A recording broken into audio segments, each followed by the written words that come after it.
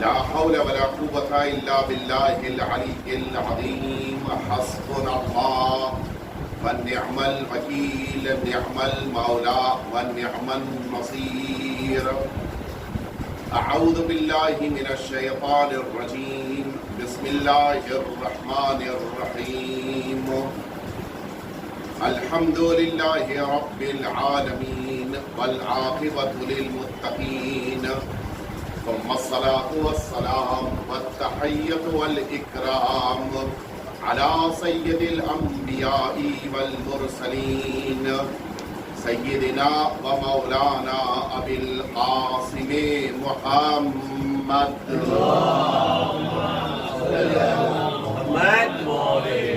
صلى الله عليه وعلى أهل بيته الأطيبين الأنجبين الذين أذهب الله عنهم الرجس وطهرهم تطهيرا. اللهم صل على محمد وآل محمد. لا سيما الإمام المبين بقية الله في الأرضين، أرواحنا وأرواح العالمين لتراب مقدمه الفداء، واللعنة الدائمة الباقية على أعدائهم أجمعين. أما بعد، فقد قال الإمام الصادق عليه السلام: إذا أراد الله بعبد خيرا قذف في قلبه حب الحسين صلوات الله صل على محمد وآل محمد.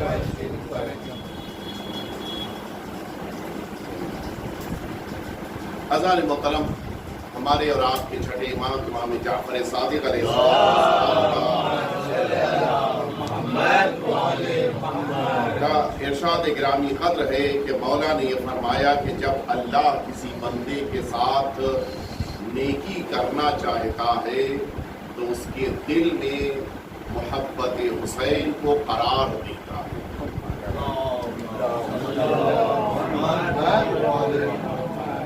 یہ عظیم نعمت ہے جسے اللہ نے اپنے خاص بندوں کو عطا فرمایا ہے، اور اسی بنا پر اللہ کی اس نعمت پر جتنا ہم سب شکر گزار ہوں وہ کم ہے.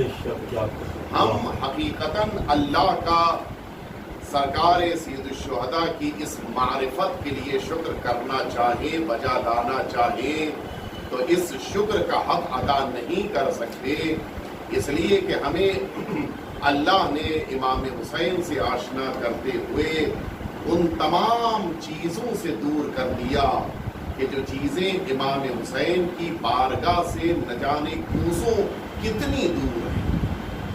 ہم ان تمام برائیوں سے خود کو دور رکھتے ہیں کہ جو برائیاں امام حسین کو پسند نہیں تھیں، ان تمام چیزوں سے خود کو الگ رکھتے ہیں کہ جن چیزوں کو امام حسین نے اپنے سے دور قرار دیا وہ تمام افراد کہ جن کو امام حسین نے خود سے دور کیا ہے ان میں سے کوئی بھی ہم سے قریب نہیں ہے. صرف وجہ یہی ہے کہ امام حسین کی محبت کو اللہ نے اس دل میں قرار دیا. ایک دل میں دو محبت جگہ نہیں پا سکتی، تو اگر امام حسین کی محبت ہے تو جنہوں نے امام حسین کو ستایا ہے ان کے لیے نفرت بھی ہے، اس لیے کہ یہ دونوں بالکل بیلنس سے ہوتے ہیں. جیسے آپ نے دیکھا ہوگا ترازو بالکل بیلنس، جتنا ادھر وزن ہوتا ہے اتنا ہی ادھر بھی وزن ہوتا ہے. وہی صورتحال یہاں بھی ہے، جتنی محبت میں وزن ہوگا اتنا ہی زیادہ دشمنوں سے نفرت میں بھی وزن ہوگا، اور اگر دشمنوں سے نفرت میں وزن کم ہے اس کے معنی یہ کہ محبت کے وزن میں کمی ہے. یہ بالکل سامنے کی بات ہے. لہذا ہمیں اس سلسلے میں غور کرنا ہے اور صرف وہ تمام افراد کی جو امام حسین سے دور تھے ان سے خود کو دور نہیں کرنا ہے، ان کی برائیوں سے بھی دور کرنا ہے. اصل کمال یہی ہے کہ انسان امام حسین کی بارگاہ میں بیٹھنے کے بعد یہ وعدہ کرے کہ جتنی برائیاں یزید کے اندر تھیں ان تمام برائیوں سے ہم خود کو دور کر رہے ہیں. اور یہ آج کی بات نہیں ہے. میدان کربلا کے بعد اسی مدینہ طیبہ سے پورا ایک ڈیلیگیشن گیا تھا سرزمین شام, اور واپس آ کے اس نے یزید کی برائیوں کا اعلان کیا تھا, اور ان سب نے یہ بات کہی تھی کہ ہم مسلمان ہیں اور یہ ہو نہیں سکتا کہ جن برائیوں کو یزید نے اختیار کیا ہے ان میں سے کوئی ایک برائی بھی مسلمان کے اندر پائی جاتی ہے. مؤمن تو مؤمن ہے, مسلمان کے اندر وہ چیزیں نہیں پائی جا سکتی جو ایک یزید اپنے زمانے میں اختیار کر رہا تھا.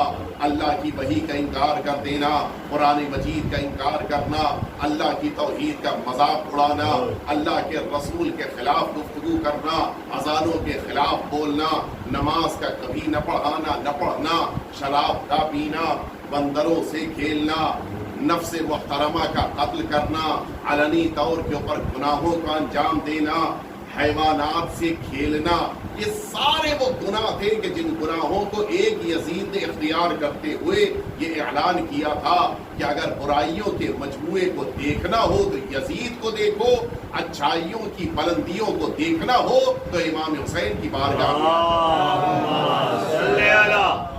میں. یہی وجہ ہے کہ امام حسین نے اپنے ساتھ جن افراد کو میدان کربلا کے لیے چنا, جنہیں ساتھ میں لیا, وہ بھی اپنی اپنی زندگیوں میں بہترین انسان تھے. کوئی مقابلہ نہیں تھا ان میں سے کسی ایک کا بھی, سب اپنی جگہ پر منفرد شخصیتیں.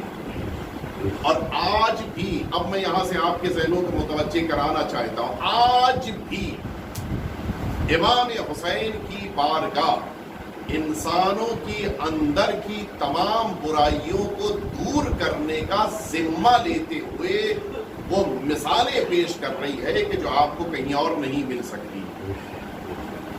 آپ سارے کاروان رواں دواں ہیں, ہر ایک سرزمین کربلا کی طرف متوجہ ہے. آپ غور کیجئے, کیا ان مؤمنین کو اپنے اپنے وطن میں کوئی ایسی کمی تھی کہ جس کمی کی بنا پر یہ سب زیارتوں کے لیے نکل پڑے اور سرزمین عراق پر پہنچ گئے؟ نہیں, یہ ہر اعتبار سے اپنے اپنے گھروں میں پرسکون زندگی گزار رہے تھے, آرام دہ زندگی گزار رہے تھے. گھروں میں اے سی میں رہتے تھے, وہاں گرمی میں سونے پہ تیار ہیں. یہاں گاڑیوں میں چلتے تھے, وہاں پیدل چلنے پہ تیار ہیں. یہاں بہترین کھانے کھاتے تھے, وہاں عام قسم کے کھانے کھانے پر تیار ہیں.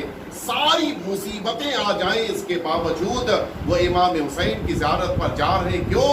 اس لیے کہ جانتے ہیں دنیا کی لذتیں اور ہوتی ہیں, امام حسین کی زیارت کی لذت اور ہوتی ہے, اس کا مقابلہ کوئی چیز نہیں کر سکتی ہے. اور اسی لیے آپ خود غور کر لیجئے, کبھی کبھی کسی شادی میں اگر آپ جائیں, شادی میں آپ گئے ہیں تو کچھ خرچ نہیں کیا ہے, شادی میں آپ گئے ہیں تو کسی طرح سے بھی کوئی ڈیمانڈ نہیں ہے, لیکن اس کے باوجود ذرا سا کھانے میں نمک پڑ جائے کتنا اعتراض کر دیتے ہیں کہ ولیمے میں ان کے وہاں کھانے میں نمک زیادہ تھا. وہاں آپ پہنچے, پتہ یہ چلا کہ لاسٹ میں جو چیز آپ کو ملی وہ مثلاً ختم ہو گئی تھی, آخر کا حصہ آپ کو مل گیا. ہمیشہ اعتراض کرتے کہ تمہارے وہاں کھانے پہ آئے تھے, وہاں یہ نوبت ہو گئی تھی. دنیا میں لوگ دعوتوں پہ جاتے ہیں, ذرا سی کمی رہ جائے کتنا اعتراض کرتے ہیں, لیکن امام حسین کی بارگاہ میں گئے اور اگر وہاں پہ بائی چانس کوئی چیز نہیں بھی ملی, پلٹ کر یہ نہیں کہتے کہ تم نے کیسا انتظام کیا تھا کہ مجھے یہ چیز نہیں ملی, بلکہ یہ خوش ہوتے ہیں کہ تم نے جتنا انتظام کیا تھا وہ امام حسین کی بارگاہ میں قبول ہو گیا. یہ جذبہ ہے یا نہیں ہے؟ میں آپ کی خدمت میں عرض کروں, میں نے وہ دیکھا تھا ویڈیو جو ٹی وی کے اوپر نشر ہوا تھا, میں کئی جگہ ذکر کر چکا ہوں اسی لاک ڈاؤن کے زمانے میں. ایک خاتون وہ یہ چیخ کے کہہ رہی تھی کہ میرا بزنس چوپٹ ہو گیا. اچھا, بزنس کا چوپٹ ہونا کیا معنی ہے بتائیے مناز صاحب؟ اس کے معنی ہے کہ کوئی دکان رہی ہوگی نہیں چل پائی لاک ڈاؤن کی وجہ سے, ریسٹورینٹ رہا ہوگا زائرین نہیں آئے, کھانا نہیں کھایا, ہوٹل رہا ہوگا لوگ رہنے نہیں آئے, بزنس یہی تو مانا ہے نا بزنس چوپٹ ہونے کے. لیکن سنیں, جب اس سے اینکر نے پوچھا بھائی تمہارا تھا کون سا بزنس چوپٹ ہو گیا, تم کیا کرتی تھی؟ ہوٹل تھا, ریسٹورینٹ تھا, دکان تھی, تمہارا تھا کیا؟ اس نے کہا نہیں, میں تو یہ روئی کے ذریعے سے دھاگے بناتی ہوں. روئی سے یہ دھاگا بنانا چرخے کے ذریعے سے, یہاں وہ بھی مشین نہیں, چرخے سے دھاگا. تو تمہارا کون سا بزنس چوپٹ ہو گیا؟ اس نے کہا بزنس میرا یہ تھوڑی نہیں تھا, بزنس کچھ اور تھا. میں یہ دھاگے کے ذریعے سے اس کو بیچ کر جو رقم ملتی تھی اس میں سے کچھ خرچ کرتی تھی، کچھ 2-4 درہم بچا لیتی تھی، اور جب یہ رقم دھیرے دھیرے جمع ہو جاتی تھی تو 40 کے موقع پر زائرین کے لیے میں کھجور خرید کے راستے میں بیٹھ جاتی تھی، زائرین کھا لیتے تھے، مجھے لگتا تھا کہ میرے بزنس میں برکت آ گئی ہے۔ یہ میری تجارت، یہ جو میں آخرت کے لیے تجارت کر رہی تھی وہ تجارت میری کم ہو گئی۔ یہ ہے اصل جذبہ۔ ہم آپ اگر اس چیز کو محسوس کریں تو حقیقتاً آپ غور کیجئے، ہمیں لگے گا کہ امام حسین نے جو تربیت دی ہے صرف وہی والوں کی نہیں، یہ جو چل رہے ہوتے ہیں ان کے درمیان بھی کسی کا ہاتھ کسی سے ٹکرا جاتا ہے وہ کس لجاجت کے ساتھ کہتا ہے کہ معاف کر دینا، کیوں؟ یہاں تو نہیں ہوتے، یہاں تو لڑائیاں ہو جاتی، جھگڑے ہو جاتی ہیں۔ یہ امام حسین کی تربیت ہے یا نہیں ہے؟ اسلام کی بنیادوں میں ایک چیز ہے، وہ چیز یہ ہے کہ اسلام مساوات سکھاتا ہے، کوئی کسی سے بہتر نہیں ہے سوائے تقویٰ کے۔ مسجدوں میں آپ دیکھ لیجئے، ہوں گے آپ اپنے آفس میں باس، آپ لیٹ آئے ہیں، ورکر آگے کھڑا ہے، آپ اس کے پیروں کے پاس سجدہ کریں گے، پیچھے کھڑے الحمدللہ کے پاس آپ اپنے آفس میں ہوں گے، مسجد میں نہیں ہے۔ امام بارگاہ میں ہے، فرسٹ کم فرسٹ ٹیک ہے، جو پہلے آئے گا وہ ممبر کے پاس بیٹھے گا، جو دیر سے آئے وہ پیچھے بیٹھے گا۔ اس میں مسئلہ نہیں ہے کہ آپ ڈونر ہیں، آپ نے پیسہ دیا ہے، آپ نے خرچہ کیا، کچھ بھی نہیں۔ اسلام کی بنیادوں میں مساوات ہے، لیکن بعد پیغمبر اس مساوات کو ختم کر دیا گیا۔ یہ عرب ہیں، یہ عجم ہیں، یہ چھوٹے ہیں، یہ کالے ہیں، یہ گورے ہیں، یہ افریقہ کے رہنے والے ہیں، یہ عربستان کے رہنے، کیا کیا نہیں اختلافات تھے۔ امیر المؤمنین کا 4.5-5 سال کا یہ دور، اس دور میں ان چیزوں کو ختم کرنا تھا، لیکن ان لوگوں کے بیچ اتنا زیادہ پھر راسخ ہو گیا کہ اس کو امیر المؤمنین نے 4.5 سال میں ختم کرنا چاہا، لیکن مکمل طور پہ لوگوں نے اس کو نہیں مانا، اور یہ سلسلہ جاری و ساری رہا۔ میدان کربلا میں اس کی مثال سرکار سید الشہداء نے پھر پیش کی ہے۔ اگر قمر بنی ہاشم کے سرحان آقا امام حسین پہنچے ہیں تو جون جیسے غلام اور سیاہ کے سرحانے بھی امام حسین پہنچے، کہ وہ اسلام کا مساوات کا درس ہے جو امام حسین نے میدان کربلا میں پیش کیا، کوئی فرق نہیں ہے، بلکہ برعکس ہے، جو امام حسین سے جتنا زیادہ قریب ہے مشکلات اس نے زیادہ برداشت کی۔ یہ نہیں کہ وہ صحابی ہے تو زیادہ مشکل برداشت کرے، میرا بیٹا ہے تو کم مشکل برداشت کرے، نہیں، اپنا جتنا زیادہ قریب ہے اتنی ہی زیادہ اس نے مشکل برداشت کی ہے۔ یہ اسلام کا درس ہے، یہ ختم ہو گیا تھا، اور پھر سے امام حسین کے بعد یہ پھر سامنے نہیں دکھائی دے رہا۔ حتیٰ میں آپ کی خدمت میں عرض کروں کہ عالم یہ تھا کہ ایک عرب غیر عرب کو اپنی جوتیوں کے برابر بھی نہیں سمجھتا تھا۔ یہ جو 8 سال کی جنگ ہوئی ایران عراق کے درمیان، اس میں کیا عراق میں نعرے بلند ہو رہے تھے، یہ سب عجم ہیں، ان کو ختم کرنا مباح ہے۔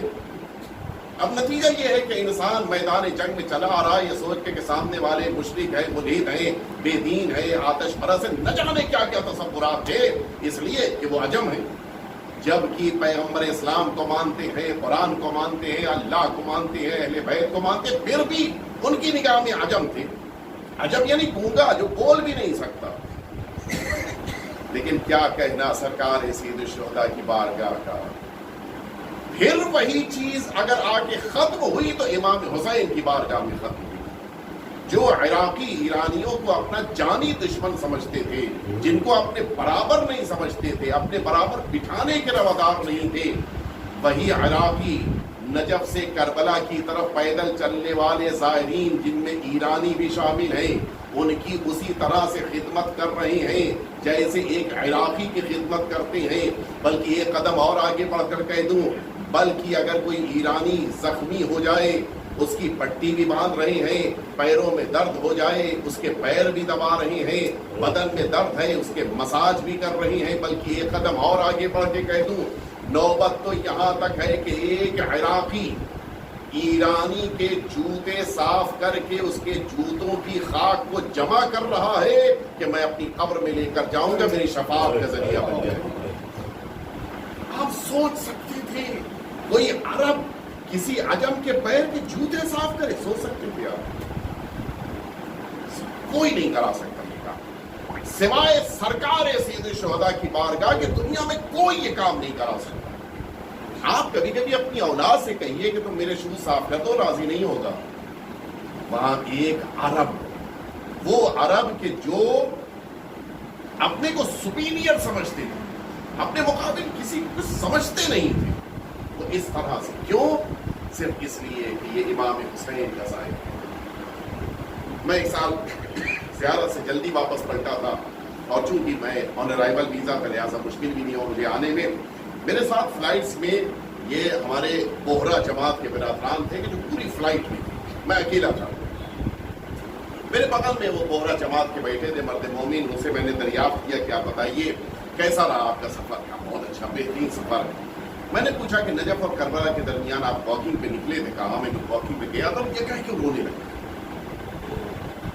میں نے کہا اگر میرے جملوں سے آپ کو تکلیف ہوئی تو میں جملے اپنے واپس لیتا ہوں، خیریت کیا ہو گیا؟ بولے نہیں، آپ کے جملے سے تکلیف نہیں ہوئی، مجھے جو بات یاد آ گئی اس کی بنا پہ میں رو رہا ہوں۔ جو کیا ہو گیا؟ کون سی بات یاد آ گئی؟ کہنے لگے کہ میں اچھا وہ آپ جانتے ہیں کہ یہ ایک پروجیکٹ تھا ہمارے برادران بوہرا جماعت کے برادران کا، اسی مسجد کوفہ میں وہ جگہ جہاں پہ سرکار امیر المومنین کی شہادت ہوئی ہے، اس جگہ کو ان لوگوں نے باقاعدہ ڈیولپ کیا تھا۔ یہ اس زمانے میں اس پروجیکٹ میں شامل تھے وہ مرد مومن جو میرے بغل میں بیٹھے تھے، اور وہ وہاں پہ رہتے تھے، 8 سال رہے تھے تقریباً، تو عربی زبان بھی جانتے تھے اور ان کے لہجے میں بھی عربی زبان تھی، اور ان کے عربیوں عراقیوں سے خود گفتگو کرتے تھے۔ انہوں نے خود ہی بتایا، اس پر انہوں نے بتایا کہ میں رات میں واکنگ کر رہا تھا، رات میں جا کر ایک موقع پہ رات میں ٹھہرا تھا اور سو گیا تھا۔ میں 2-3-4 آدمی تھے ہمارے ساتھ، ہم لوگ رات میں سو گئے۔ ہم کو ایسا لگا کہ جیسے ہمارے پاس بھی آ کے بیٹھ گیا، گھبرا کے اٹھ کے بیٹھ گئے، کہیں ایسا تو نہیں کہ سامان وان چلا جائے ہمارا۔ اب جو دیکھا تو تقریباً ہم سے 20-25 سال کی بڑی عمر کا ایک بوڑھا انسان میرے پیروں کے پاس بیٹھا ہوا، چاہتا تھا کہ آہستہ آہستہ میرے پیر دبائے تاکہ میرے پیروں کا درد بھی دور ہو جائے اور میں سونے سے میری آنکھ نہ کھلی۔ میں اٹھ کے بیٹھ گیا تھا۔ میں نے ان سے کہا کہ کیوں یہ کام کر رہے؟ کہا نہیں، آپ لوگوں کی خدمت کرنا ہمارا فرض ہے۔ عربی زبان نہیں جانتے تھے، میرا فرض ہے۔ اس پر جو جملہ تھا جس پر روئے، اس پر انہوں نے کہا کہ میں تو اتنے سال 8 سال رہا تھا عراق میں، تو خوب پہچانتا تھا، ان کا مزاج پہچانتا تھا، ان کا نیچر پہچانتا تھا، یہ کس کو لائک کرتے ہیں کس کو ان لائک کرتے ہیں، سب جانتا تھا، میں اچھے سے پہچان گیا تھا، ان کے بیچ میں رہا تھا میں نے ان سے کہا کہ کیا آپ جانتے ہیں کہ میں کس مسلک کا ماننے والا ہوں؟ جواب سنیں گے؟ اس نے مجھ سے کہا کہ آپ دنیا کے کسی بھی مذہب کے ماننے والے ہیں، دنیا کے کسی بھی مذہب کے ماننے والے ہوں، مجھ پہ فرق نہیں پڑتا، میں بس اتنا جانتا ہوں کہ آپ میرے امام حسین کے ظاہر ہیں، آپ کی خدمت کرنا میری ذمہ داری ہے۔ یہ چیز دنیا میں کوئی دے نہیں سکتا سوائے سرکار سید شہداء۔ جو محبت بانٹ رہے ہیں امام حسین، وہ دنیا میں کہیں کسی کے پاس نہیں ہے۔ اور شاید یہی وجہ ہے کہ اللہ رب العزت نے اس زیارت 40 کو ہر مؤمن کی نشانی قرار دیا۔ زیارت پڑھنا نہیں، زیارت کرنا نشانی ہے، توجہ رہے۔ زیارت تو پڑھنا ہے لیکن جو نشانی ہے وہ زیارت کرنا ہے، یہ توجہ رہے۔ زندگی میں ایک بار زیارت پر جانا ہے، زیارت 40 کو اپنی زندگی میں اختیار کرنا ہے۔ یہ وہ فیض ہے کہ جو اللہ رب العزت عطا کرتا ہے۔ اور شاید ایک کلچر اللہ نے نجف سے کربلا کے درمیان ان عراقیوں کا، ان عاشقان امام حسین کا ہمیں دکھایا کہ اس کلچر کو تم بھی اڈاپٹ کرو، تم بھی اس ذہنیت کو، اس فکر کو، اس مزاج کو لے کر اپنے وطن واپس پلٹو۔ تمہارے سارے آپس کے ڈفرینسز ہوں گے لیکن جب تم امام حسین کی بارگاہ میں آ گئے اب کوئی فرق نہیں ہے۔ سارے اختلافات تمہارے فرش اعضاء کے باہر ہیں، فرش اعضاء پہ نہیں ہے۔ اس فرش اعضاء پہ اپنے اختلافات کو لے کر کبھی نہ آنا۔ جتنا بھی اختلاف ہو، بھائی بھائی کا اختلاف، پڑوسی کا اختلاف، محلے والوں کا اختلاف، جماعتوں کا اختلاف، مسلکوں کا اختلاف، نظریات کا اختلاف، مرجعیت کا اختلاف، جتنے بھی اختلافات ہیں وہ سب باہر فرش اعضاء پہ آئے تو کوئی ڈفرینس نہیں۔ یہ امتیاز جو امام حسین نے ہمیں دیا ہے اسے ہمیں اپنی زندگی میں مضبوطی سے باندھ کے رکھنا چاہیے۔ فرش اعضاء کی عظمت کو ہمیں محسوس کرتے ہوئے یہ سوچنا چاہیے کہ کہ امام حسین نے ہمیں فرش عزا پر بٹھا کر زمین سے عرش پہ پہنچا دیا. یہ وہ بلندی ہے کہ جو بلندی واقعاً آپ کو کہیں اور نہیں مل سکتی. دنیا میں اگر واقعی طور کے اوپر انسان ایک دوسرے سے محبت کرتے ہیں تو یہ امام حسین کا. مجھے نہیں پتا ہے کہ وقت میرے پاس کتنا ہے، لیکن میں اب اپنے موضوع کو سمیٹتے ہوئے آپ کو اس بارگاہ تک لے کر جانا چاہوں گا کہ جس عظیم الشان شخصیت کا آج دن اور آج کی تاریخ بڑی عظیم بیوی سرکار سید الشہداء کی بارگاہ تک پہنچنے کے لیے بہترین وسیلہ. آپ جانتے ہیں کہ اللہ رب العزت نے عظیم شخصیتوں تک پہنچنے کے لیے کچھ واسطے قرار دیے. سرکار رسالت مآب تک پہنچنے کے لیے صدیقہ طاہرہ کا واسطہ، سرکار امیر المؤمنین تک پہنچنے کے لیے ان کی پیاری بیٹی کا واسطہ، سرکار سید الشہداء امام حسین تک پہنچنے کے لیے واسطہ ہیں ان کی وہ بیٹی کہ جن کی کل عمر 4 سال کی. بڑی شخصیت، میدان کربلا کی وہ اکیلی فاطمہ کہ جس نے مصیبتوں کو اسی طرح اٹھایا جس طرح سے مدینہ طیبہ میں سید عالمیان نے مصیبتیں اٹھائی.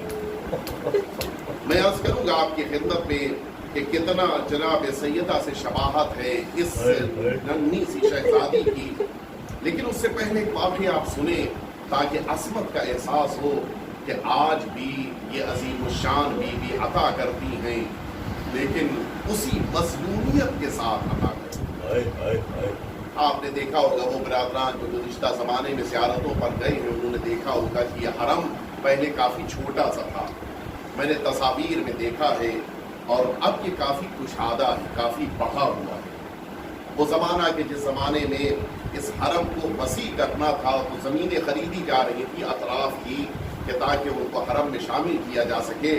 ساری زمینیں بک گئی تھیں، خرید لی گئی تھیں، لیکن ایک درمیان میں گھر تھا، کافی بڑا گھر تھا کہ جو ایک عیسائی کا تھا. جب اس کے پاس جاتے کہتا تھا نہیں میں کیوں بیچوں، میرا گھر ہے میں تو نہیں بیچوں گا.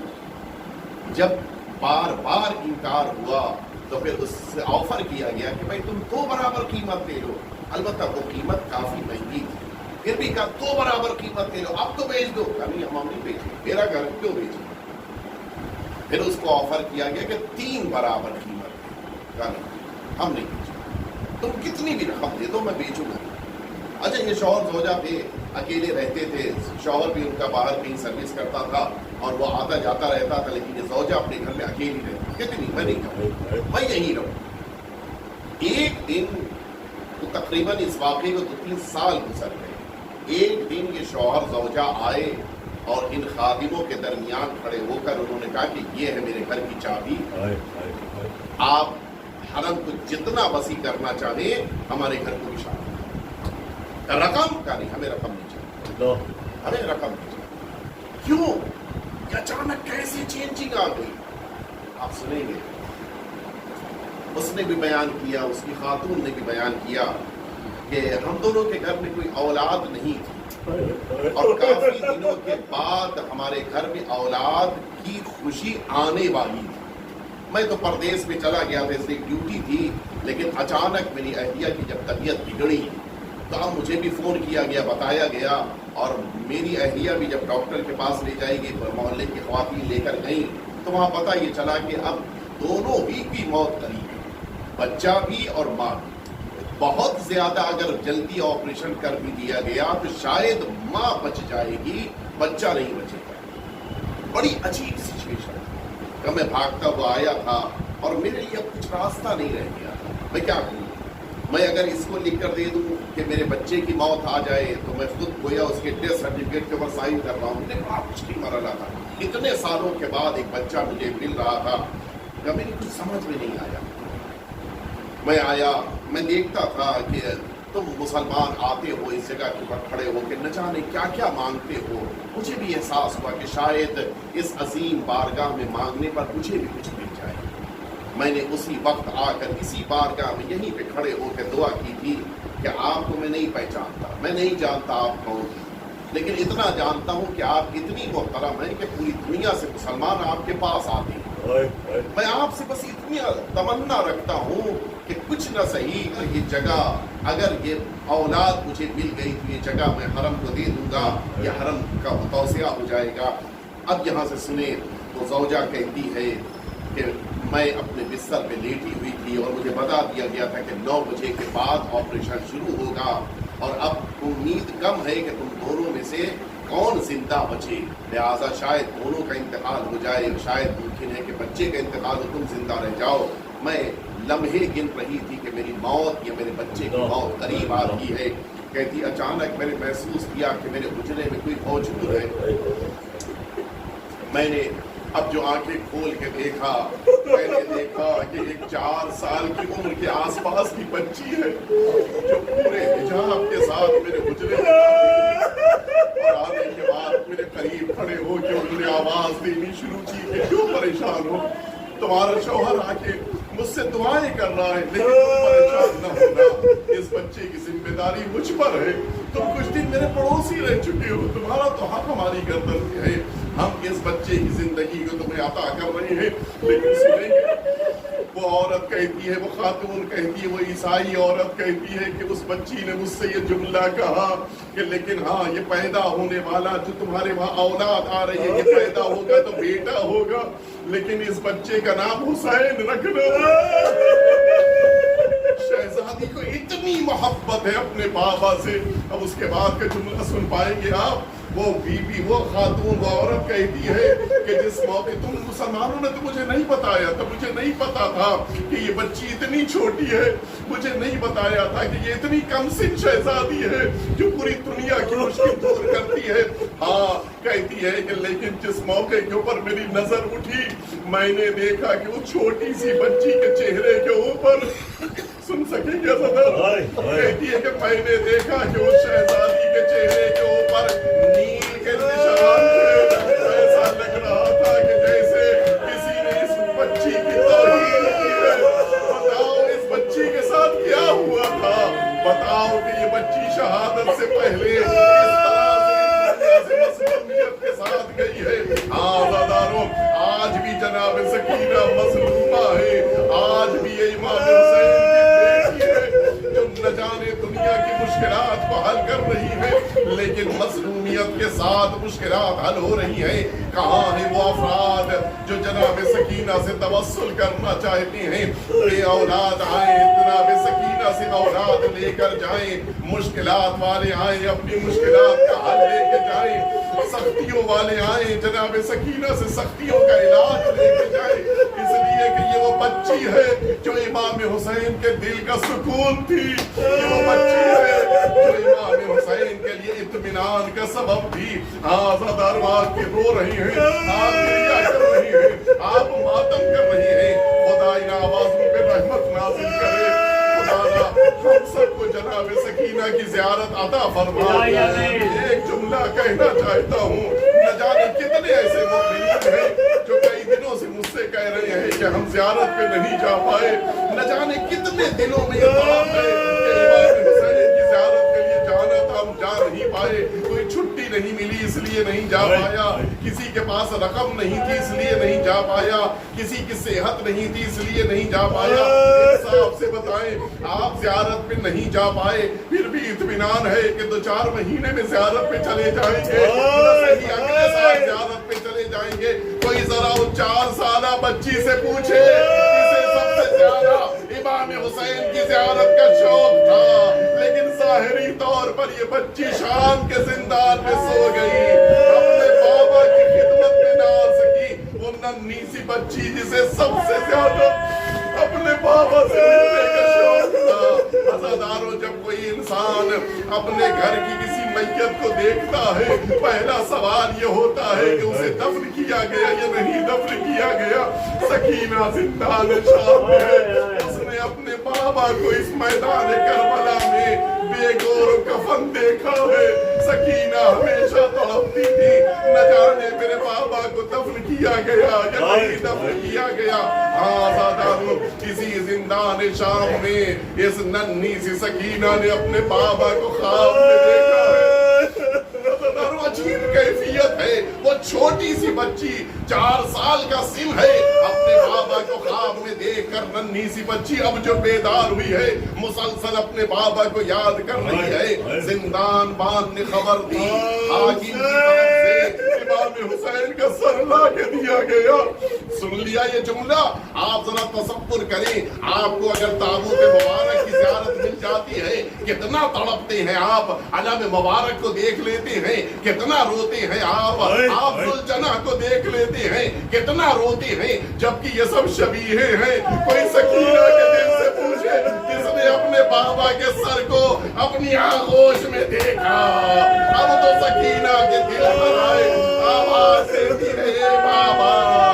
آپ کے بعد سکینہ تو اجڑ گئی, اے بابا یہ سکینہ تو یتیمہ ہو گئی. گفتگو شروع ہو چکی تھی, اے بابا مجھے تماچے لگے, اے بابا مجھے تازیانے مارے گئے, اے بابا میرے کانوں سے کچھ مارے اتارے گئے ہیں, اترے نہیں ہیں اس انداز میں کہ میرے کانوں سے آج بھی خون بہ رہا ہے. چھوٹی سی بچی گفتگو کر رہی ہے, اچانک آواز تھم گئی. آئی پھوپھی آگے بڑھی, اب جو شانے پہ ہاتھ رکھا ننھی سکینہ دنیا سے رخصت ہو گئی تھی. اے بیٹا سجاد, میرے بھیا کی امانت زندان شام میں خاموش ہو گئی ہے. آزادانو, آپ نے بھی جناب سکینہ کے تابوت کو اپنے شانوں پہ اٹھایا ہوگا, متعدد دفعہ دیکھا ہوگا, لیکن کبھی ایسا نہ ہوا ہوگا ہاتھوں میں زنجیر پڑی ہو اور آپ کسی جنازے کو بلند کر رہے ہو. آئے سید سجاد, ننھی سکینہ کا جنازہ لے کے اب جو لحد کے قریب پہنچے, بے چین ہے کہ میں لحد میں کیسے اتاروں گا. اچانک 2 ہاتھ نمودار ہوئے, اے بیٹا سجاد میری امانت کو میرے حوالے کر دو. سید سجاد نے امانت تو دے دی, لیکن آواز دیتے اے بابا سکینہ پیاسی ہے, اس سکینہ کو حوض کوثر سے سینا.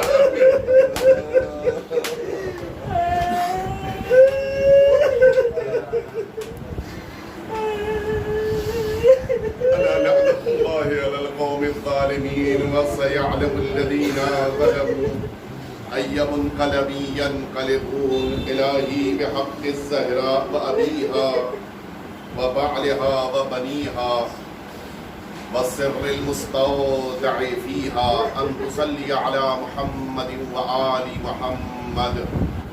پروردگار ہم سب کے آقا اور مولا کے ظہور میں تعجیل فرما, ہم سب کو حضرت کے خدمت گزاروں میں شمار فرما. پروردگار وہ تمام مؤمنین اور مؤمنات جو بیمار ہیں ان سبھی کو شفائے کامل و عاجل عنایت فرما. پروردگار بانی مجلس کے گھر کی تمام مشکلات کو دور فرما. بانی مجلس کے خاندان کے تمام مرحومین پہ اپنی رحمت نازل فرما. پروردگار اس گھر کی تمام بیماریوں کو اس گھر سے دور فرما. پروردگار تمام مؤمنین جو اس مجلس میں حاضر ہوئے ان سب کی زندگیوں میں جناب سکینہ کی دعائیں شامل فرما. پروردگار ان تمام مؤمنین کو اس عظیم الشان شہزادی کی زیارت نصیب فرما. پروردگار جو مؤمنین اور مؤمنات امام حسین کی زیارت کے لیے گئے ہیں ان سبھی کی زیارتوں کو قبول فرما. ان سبھی کو صحت اور سلامتی کے ساتھ واپس وطن آنے کی توفیق عطا فرما. پروردگار ہم سبھی کو آقا امام حسین کی بارگاہ کی زیارت عطا فرما. پروردگار ہم سب کو اس دنیا میں اہل بیت اطہار کی بارگاہ کی زیارت اور میدان محشر میں شفاعت نصیب فرما. پروردگار جنت البقیع کو آباد فرما. اس مقدس بارگاہ کو ویران کرنے والی قوم پہ اپنا عذاب نازل فرما. ربنا تقبل منا انک انت السمیع العلیم.